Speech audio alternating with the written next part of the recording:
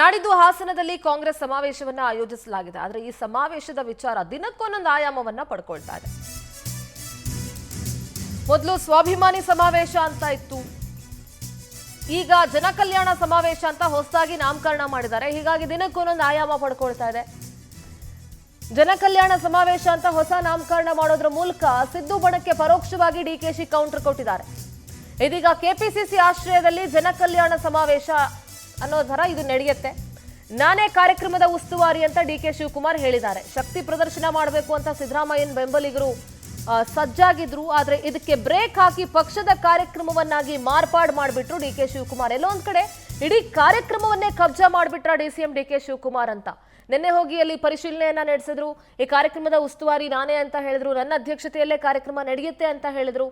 So ಹೀಗೆ ಯಾವ ಸಿದ್ದರಾಮಯ್ಯ ಅವರ ಬಲಪಡಿಸಬೇಕು ಅಥವಾ ಸಿದ್ದರಾಮಯ್ಯನವರನ್ನ ಒಂದು ವರ್ಚಸ್ಸನ್ನ ಹೆಚ್ಚಿಸಬೇಕು ಅಂತ ಅವರ ಬೆಂಬಲಿಗರು ಈ ಕಾರ್ಯಕ್ರಮ ಮಾಡೋದಕ್ಕೆ ಹೊರಟ್ರು. ಎಲ್ಲೋ ಒಂದ್ ಕಡೆ ಡಿ ಕೆ ಶಿವಕುಮಾರ್ ಇಡೀ ಕಾರ್ಯಕ್ರಮವನ್ನೇ ಕಬ್ಜಾ ಮಾಡಿ ಇದನ್ನ ಜನಕಲ್ಯಾಣ ಸಮಾವೇಶ ಅಂತ ಹೊಸದಾಗಿ ನಾಮಕರಣ ಮಾಡಿದ್ದಾರೆ. ಹಾಗಾದ್ರೆ ಡಿ ಕೆ ಶಿವಕುಮಾರ್ ಏನ್ ಮಾತನಾಡಿದ್ದಾರೆ ಕೇಳಿಸ್ಕೊಳ್ಳೋಣ.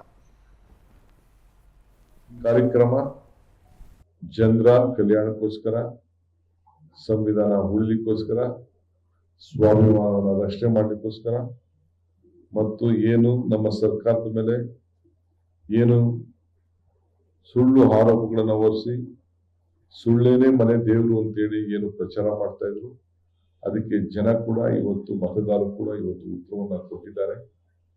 ಅದು ಕೂಡ ಈ ಸಂದರ್ಭದಲ್ಲಿ ಹೇಳಲಿಕ್ಕೆ ಬಯಸ್ತೇನೆ. ಈ ಕಾರ್ಯಕ್ರಮದ ಸಂಪೂರ್ಣ ಜವಾಬ್ದಾರಿ ಕಾಂಗ್ರೆಸ್ ಪಕ್ಷದ ನೇತೃತ್ವದಲ್ಲಿ, ನನ್ನ ನೇತೃತ್ವದಲ್ಲೇ ಈ ಕಾರ್ಯಕ್ರಮವನ್ನ ನಡೆಸ್ತೇವೆ.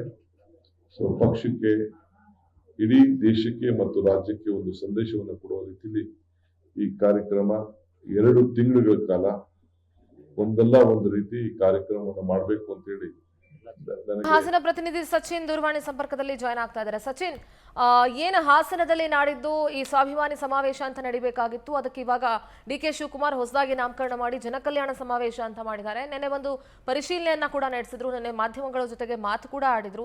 ಸದ್ಯದ ಅಪ್ಡೇಟ್ಸ್ ಏನಿದೆ, ದಿನಕ್ಕೊಂದೊಂದು ಆಯಾಮ ಪಡ್ಕೊಳ್ತಾ ಇದೆ ಹಾಸನದ ಈ ಸಮಾವೇಶ.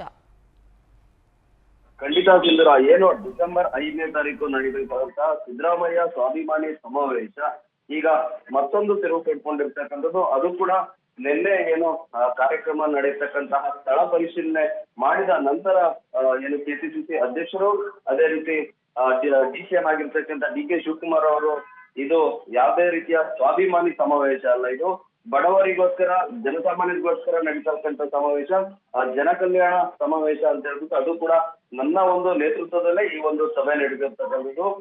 ಈ ಕಾರ್ಯಕ್ರಮ ಕೂಡ ನನ್ನ ಅಧ್ಯಕ್ಷತೆಯಲ್ಲೇ ನಡೆಯುತ್ತೆ.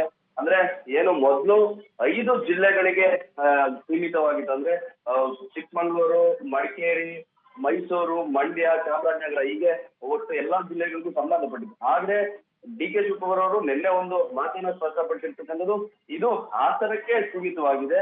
ಆದ್ರೆ ಅಕ್ಕಪಕ್ಕದ ಜಿಲ್ಲೆಯವರು ಬಂದ್ರೆ ಬರ್ಬೋದು, ಆದ್ರೆ ಮುಖ್ಯವಾಗಿ ಹಾಸನವನ್ನ ಗುರಿಯಾಗಿಟ್ಕೊಂಡು ಹಾಸನದಲ್ಲಿ ಸಾಕಷ್ಟು ನೊಂದಿದ್ದಾರೆ ಜನರು. ಅವರ ಪರವಾಗಿ ನಮ್ಮ ಕಾರ್ಯಕ್ರಮಗಳ ಬಗ್ಗೆ ಅವರಿಗೂ ಕೂಡ ಮನ ಮುಟ್ಟಿಸ್ಬೇಕು.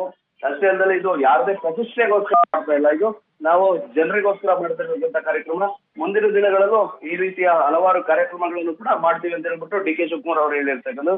ಇದರಿಂದಾಗಿ ಎಲ್ಲೋ ಒಂದ್ ಕಡೆ ಸಿದ್ದರಾಮಯ್ಯನವರು ಆಪ್ತ ಬಣದಲ್ಲಿ ಗುರುತಿಸಿದವರಿಗೆ ಒಂದ್ ರೀತಿ ಹಿನ್ನಡೆ ಆಗಿದೆ ಅಂತ ಹೇಳಿ. ಯಾಕೆಂದ್ರೆ ಮೊದಲು ಅವರ ಆಪ್ತರು ಸಚಿವರುಗಳು ಸೇರಿ ಒಂದು ಸಭೆನ ನಡೆಸಿ ಸ್ವಾಭಿಮಾನಿ ಸಿದ್ದರಾಮಯ್ಯನ ಸಮಾವೇಶ ಅಂತ ಹೇಳಿ ಮಾಡಿದ್ರು. ಆದ್ರೆ ಈಗ ಸಮಾವೇಶದ ಸಂಪೂರ್ಣ ಹೆಸರು, ಆಯಾಮ ಬದಲಾಗಿರ್ತಕ್ಕಂಥದ್ದು. ಸಿಂಧೂರ. ಓಕೆ, ಥ್ಯಾಂಕ್ ಯು ಸಚಿನ್ ನಿಮ್ಮೆಲ್ಲ ಮಾಹಿತಿಗೆ.